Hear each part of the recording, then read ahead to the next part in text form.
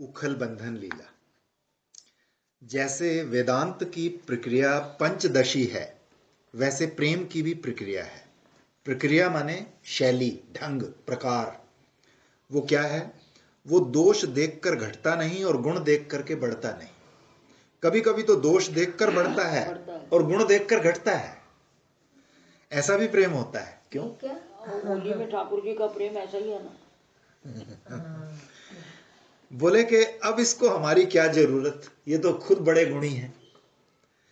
अरे ये तो दोषी है, अभी इनको हमारी जरूरत है, संभालो इसको। दोष और गुण में से प्रेम नहीं निकलता है। प्रेम की कथा तो जरा ज्यादा गंभीर है। ज्यादा गंभीर है। दोष और गुण में से प्रेम उत्पन्न नहीं होता, प्रेम में से गुण उत्पन्न होता है। जैसे ब्रह्म निर्गुण है तो वो सगुण कैसे होगा? उसमें गुण कहां से आएगा? प्रेम। जब तुम्हारे हृदय में प्रेम होगा तो निर्गुण को सगुण बना लेगा। बना देगा। निर्गुण ब्रह्म में गुण उत्पन्न किया किसने? बोले कि प्रेम ने। भारवी ने कहा कि गुणों का निवास प्रेम में है। जिससे प्रेम होगा उसमें गुण ही गुण दिखेंगे, सब गुण नजर आएंगे उसमें। और जिससे द्वेष होगा उसमें दोष ही दोष दिखेंगे। दोष से द्वेष, गुण भी दोष नजर आते हैं। जिससे द्वेष हो जाए ना, उसका कोई गुण हो तो वो भी दोष लगता है। दोष से द्वेष की उत्पत्ति नहीं होती, द्वेष से दोष की उत्पत्ति होती है। सही, आप पता चल रहा है कि सारी गलती हमारी है। गुण से प्रेम की उत्पत्ति नहीं होती, प्रेम से गुण की उत्पत्ति होती है। तो ये निर्गुण ब्रह्ममयी सृष्टि में राग के कारण थी तो बिल्कुल नकम्मी थी। मैंने सबको कहा, मैंने कहा तुम रोज कहा करो तू बहुत अच्छी है, तू बहुत अच्छी है, तू बहुत अच्छा काम करती है, ये कर वो कर। तो ऐसा कहते हम सबको बोल दिया बाकियों को।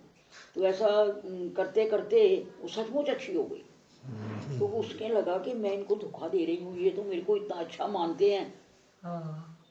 यानी कहते हैं कि कोई पापी भी हो तो उसको कहते रहो तू बड़ा पुण्य आत्मा है, तू बड़ा पुण्य आत्मा है, तो उसको अंदर से लज्जा आती है कि अरे ये मेरे को ऐसा मानते हैं और मैं ऐसा क्यों, तो बदल जाता है। टेक्निक है।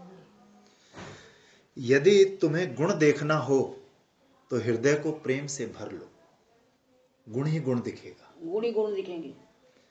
प्रेम स्वारस्य है, स्वरसिक है, स्वाभाविक है, इसमें निमित्त नहीं है।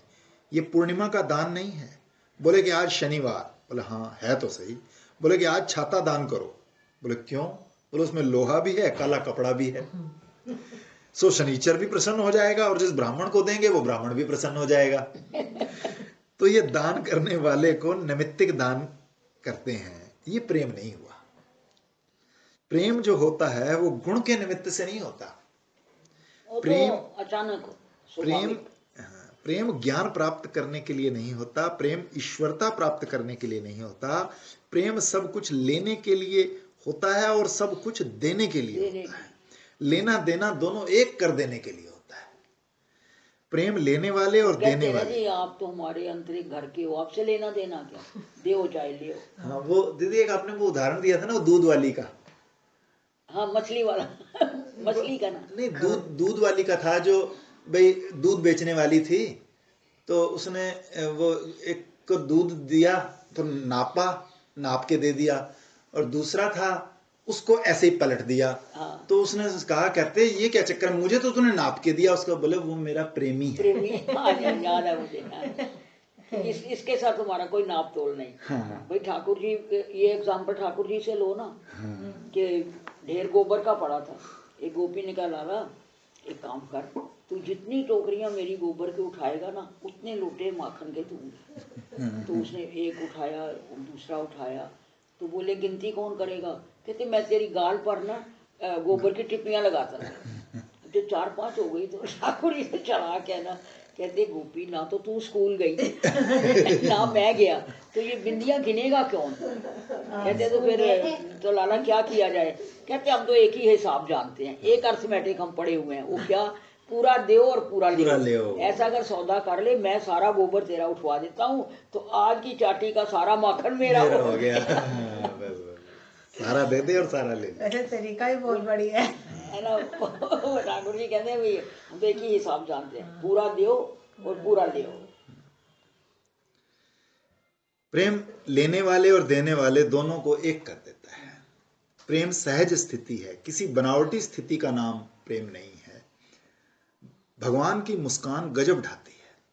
श्री कृष्ण ने कहा कि मैया, तुमको मैं प्यारा लगता हूं कि ये सब दूध दही घी माखन प्यारा लगता है?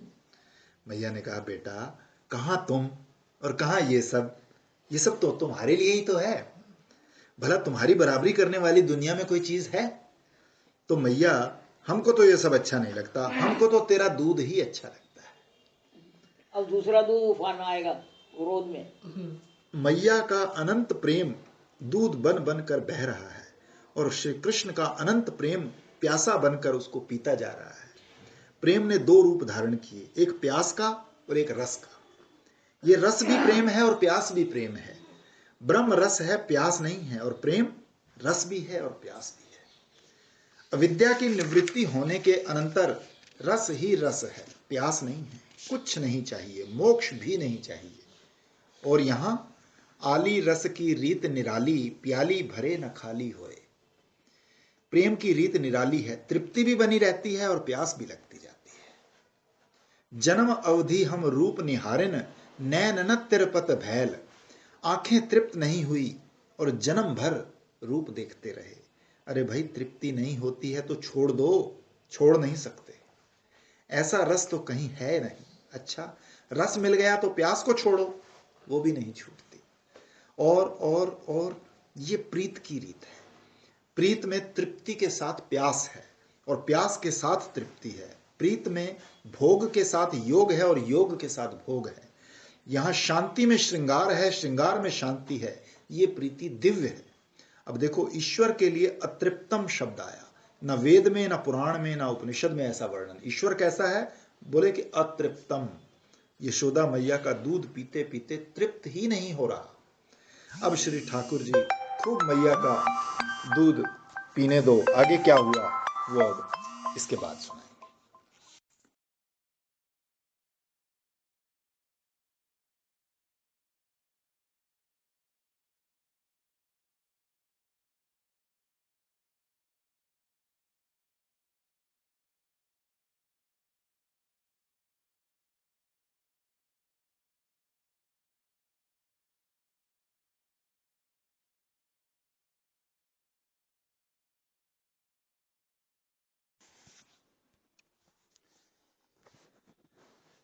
अतृप्तम भगवान का एक नाम है, अतृप्त भगवान। अब देखो, यही सगुण निर्गुण का भेद है। निर्गुण ब्रह्म नित्य तृप्त है और निर्गुण ब्रह्म के ज्ञानी भी नित्य तृप्त है। और तृप्ति भी एक रस है, न बढ़ती है न घटती है। अब ये सगुण ब्रह्म जो तृप्ति में भी अतृप्त है और इसकी तृप्ति भी गाढ़ी होती है, कभी पतली होती है। देखो, प्रेम में प्यास और तृप्ति दोनों साथ साथ रहती हैं। ये प्रेम का स्वरूप है।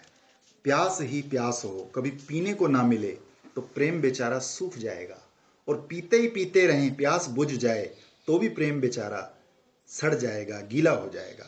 तृप्ति से गीला हो जाएगा और प्यास से सूख जाएगा। प्यास सुखाने वाली चीज है और तृप्ति गीला करने वाली चीज है। इसी से ब्रजवासी लोग कहते हैं, प्रेम में सट सट कर हटना और हट हट कर सटना, ये प्रेम का ही एक विलास है। ब्रजवासी लोग प्रेम का वर्णन श्रृंगार रस के रूप में करते हैं। तो बच्चे भी माँ का दूध जब पीते हैं तो ये नहीं कि लगातार अपना सिर अपना मुंह सटाए ही रहें। पीते पीते जरा मैया के मुख की ओर देख लेते हैं और जरा मुस्कुरा देते हैं। सौंदर्य का स्वरूप ये है कि वस्तु क्षण क्षण में नवीन मालूम पड़े। भगवत कथा सुनकर किसी ने कह दिया कि अरे ये तो वही है जो उस दिन मैंने कहा था, तो इसमें वक्ता को दोष नहीं है, इसमें श्रोता का दोष है।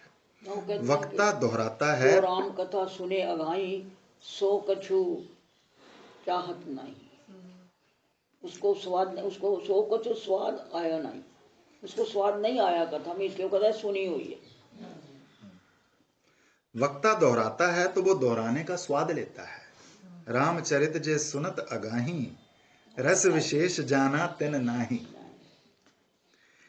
स्वादु स्वादु पदे पदे, पद पद पर स्वादु है। नूतनम नूतनम पदे पदे, पद पद पर नया है। जहां प्रेम होता है वहां चीज नित्य नूतन मालूम पड़ती है। एक बार हम प्रयागराज की परिक्रमा कर रहे थे बड़ी लंबी है, कई दिन लगते हैं, 12 दिन में शायद पूरी हुई थी। थोड़ा थोड़ा चलते थे। उड़िया बाबा जी महाराज की मंडली पूरी 7 थी। हमारा पहल परिचय भी वहीं हुआ। उनके साथ एक महात्मा रहते थे। उन्होंने कहा कि कृष्ण एक हैं। मैंने कहा कि नहीं, एक तो ब्रह्म होता है, कृष्ण तो अनेक हैं। आगे बात चली तो मैंने कहा जितने भक्त हैं उतने कृष्ण हैं। अपने भक्तों के प्राइवेट कृष्ण होते हैं, सबके अलग अलग, सब अपने कलेजे में छिपा कर रखते हैं, दूसरे को दिखाते थोड़ी हैं। तो सुनकर उनको बड़ा आश्चर्य हुआ। शाम को जब सत्संग हुआ तो बाबा से उन्होंने कहा कि ये तो कहते हैं कृष्ण अनेक हैं और प्रत्येक भक्त के अलग अलग हैं और प्रत्येक को अलग अलग मिलते हैं। बाबा ने कहा प्रत्येक भक्त के अलग अलग हैं ये बात तो थोड़ी है, प्रत्येक भक्त को जितनी बार मिलते हैं उतनी बार नए नए मिलते नए हैं। नए दिखते हैं। तभी तो वो कहते हैं ये कौन है। पुराने दादी होकर देखती है तो ये कौन है। ठाकुर जी कहते हैं ये कौन है। मैंने तो देखा ही नहीं। मतलब पुराने होकर कभी नहीं मिलते। ब्रजवासियों की एक बात है, वो कहते हैं राधा कृष्ण का जो समागम होता है, जो प्रत्येक समागम नवीन होता है, ये क्या, वो कहते हैं प्रत्येक उमंग में, माने जब श्री कृष्ण के मन में ये आता है कि मैं राधा रानी से मिलूं, तो उनके मिलने की जो उमंग है वो कृष्ण के आकार को बदल देती है, वो राधा हो जाते हैं। और राधा रानी के मन में जो कृष्ण के मिलने की उमंग आती है तो उस उमंग के कारण वो कृष्ण हो जाती है। तो वही हरे राम का उत्पत्ति हो गई। तो नए मंदिर कृष्ण की उत्पत्ति यहीं से हुई है ना। तो नए कृष्ण नई राधा से मिलते हैं, फिर दोनों के मन में मिलने की उमंग आती है तो राधा कृष्ण और कृष्ण राधा हो जाते हैं। गीत गोविंद के एक पद की व्याख्या ऐसे करते हैं कि क्षण क्षण में नई राधा और क्षण क्षण में नए कृष्ण से मिलते हैं। ये राधा कृष्ण दोनों प्रेम की तरंग हैं। जैसे कोई प्रेम का समुद्र हो, मधु का समुद्र हो, दूध का समुद्र नहीं, प्रेम का जो समुद्र होगा वो मधुमय होगा। कोई प्रेम का समुद्र हो, अनुराग का समुद्र हो और उसमें तरंग उठ रही हो, एक तरंग दाहिने से उठी, एक बाएं से उठी और दोनों जाकर आपस में मिली और दोनों एक हो गई। अब बाएं वाली दाहिने चली गई, दाहिने वाली बाएं चली गई, फिर दोनों लौट कर मिली, तो राधा कृष्ण ये दो जो आकृति हैं ये तो तरंग हैं और समुद्र प्रेम है। प्रेम जो है वो ब्रह्म है, मधु है।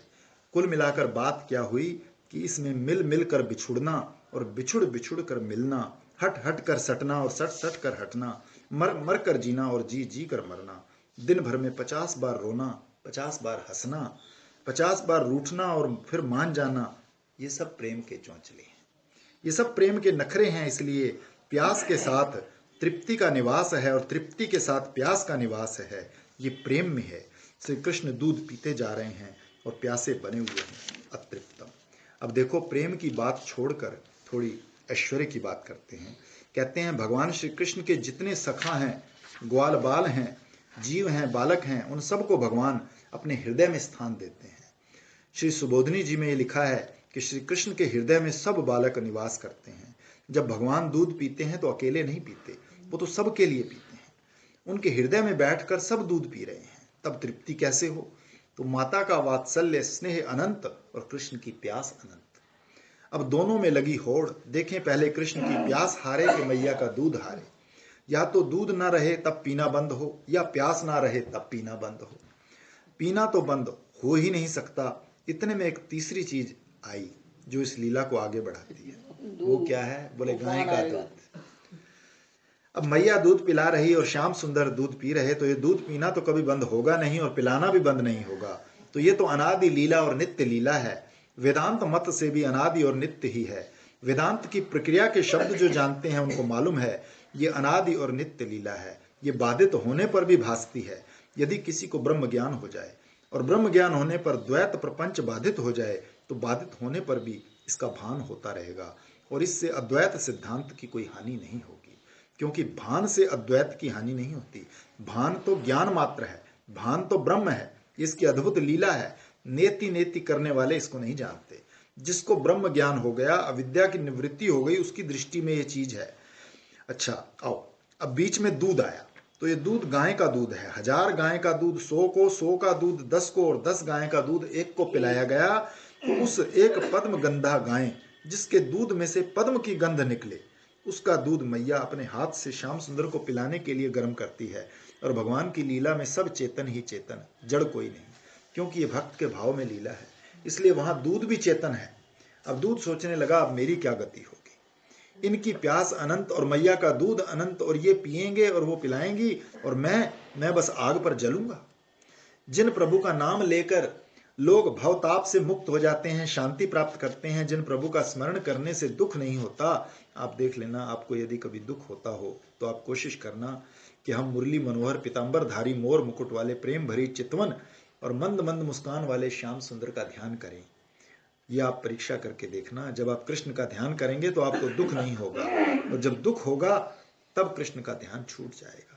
और यदि आप 1 मिनट कृष्ण का ध्यान कर सकते हैं और दुख को मिटा सकते हैं, तो आप क्यों नहीं घंटे भर ध्यान करके दुख को मिटाते। दुख मिटाने की यह अपूर्व औषधि है, दुख की दवा है, दुख की चिकित्सा है।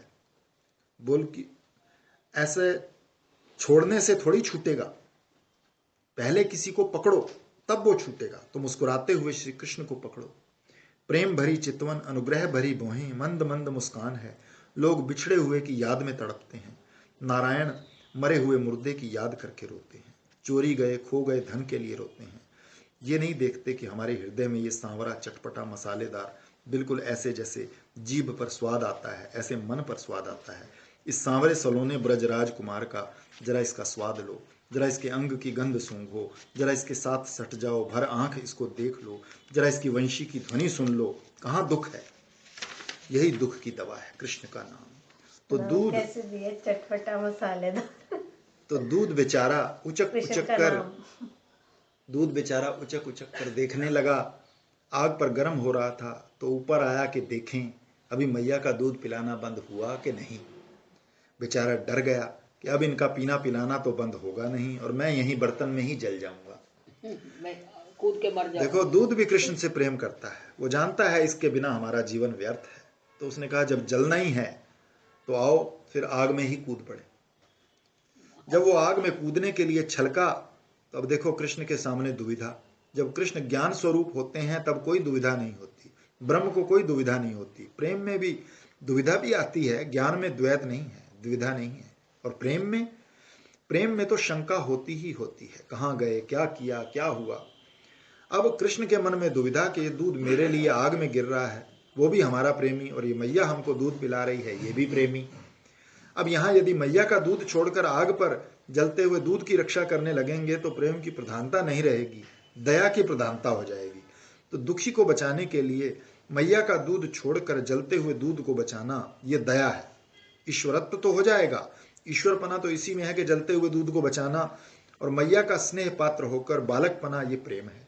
स्नेह के आस्वादन की पूर्णता इसमें है कि मैया का दूध न छोड़े। तो अब क्या करना चाहिए, मैया की आंख ही दूध की तरफ फेर दी। मेरे मैया ही छोड़े, हम ना छोड़े। भगवान का यश और भगवान की दया दोनों मिलकर यशोदा बनी है। श्री कृष्ण ने यश की रक्षा करना और श्री कृष्ण की दया की भी रक्षा करना। अगर लोग ये कहें कि यशोदा मैया का बेटा निष्ठुर है और यशोदा मैया का बेटा अपनी माँ की गोद में ऐसा चिपक गया कि दूध बेचारा जल गया तो जल गया, ये बात श्याम सुंदर के यश और दया के अनुकूल नहीं है। मैया की नज़र दूध पर गई, अच्छा तो मैया की नज़र जाने में प्रेम की कमी नहीं है, ये बात आपको सुनाते हैं। प्रेम के दाव तो बहुत होते हैं, प्रेम की चाल सीधी नहीं है। ज्ञान की चाल तो बिल्कुल सीधी होती है, वो तो 100 सुनार का एक लोहार का, वहां खट्ट से हथौड़ा उठाकर मारा, माने ज्ञान की चाल सीधी होती है। और प्रेम की चाल जरा टेढ़ी मेढ़ी। जैसे सांप टेढ़ी मेढ़ी चाल से चलता है, वैसे प्रेम भी टेढ़ी मेढ़ी चाल से चलता है। क्योंकि प्रेम में शक्ति है, शक्ति सीधे नहीं चलती, शक्ति कांपती हुई टेढ़े मेढ़े चलती है। ज्ञान शक्ति रहित है, वो तो ज्यों का त्यों वस्तु को दिखाना है, उसमें टेढ़ापन बांकपना नहीं है। अब कृष्ण तो बांके हैं, बांकी पाग और लट बांकी और बांके चिबुक, बांकी आंखें, बांकी कमर, वो तो सब टेढ़े ही टेढ़े। इसमें दाव पेच बहुत है। तो मैया ने सोचा कि हमारे लाला के लिए दोनों हैं, जो स्तन के भीतर दूध है वो भी लाला के लिए है, और जो आग पर गर्म हो रहा है वो भी उसी के लिए। तो दोनों की रक्षा करना हमारा काम है। अपने बच्चे के लिए जो चीज हो उसकी हिफाजत करना माँ का काम है। अगर दूध हम बचा लें तो बाहर वाला दूध भी बच जाएगा और भीतर वाला भी बचा रहेगा। और यदि भीतर वाला दूध पिलाने में लगे रहे तो वो तो बचा ही रहेगा, लेकिन बाहर वाला तो नष्ट हो जाएगा। हम आज की स्त्रियों की बात नहीं करते, वो तो बड़ी फॉरवर्ड हो गई हैं, समुद्र पार पहुंच गई हैं, लेकिन यहाँ देखो, पेट में धारण ही नहीं करती तो दूध क्या पिलाएंगी। बोला अपने बच्चे से भी जैसे अधिक। जो माँ के दूध में जो अर्ली होता है ना 1-2 महीने में, उसमें इतना कोलेस्ट्रॉल होता है एंटीबॉडी कि जो कहीं नहीं मिलता। इसलिए जो लोग दूध नहीं पिलाते उनके बच्चों में एंटीबॉडी बहुत कम, रेजिस्टेंस बहुत कम होती है, इम्यूनिटी नहीं आती। उन्हें अपने बच्चे से भी अधिक उन्हें दूध बचाने की फिक्र रहती है। तो कृष्ण ने कहा कि अच्छा, इनका स्वभाव जरा जाहिर हो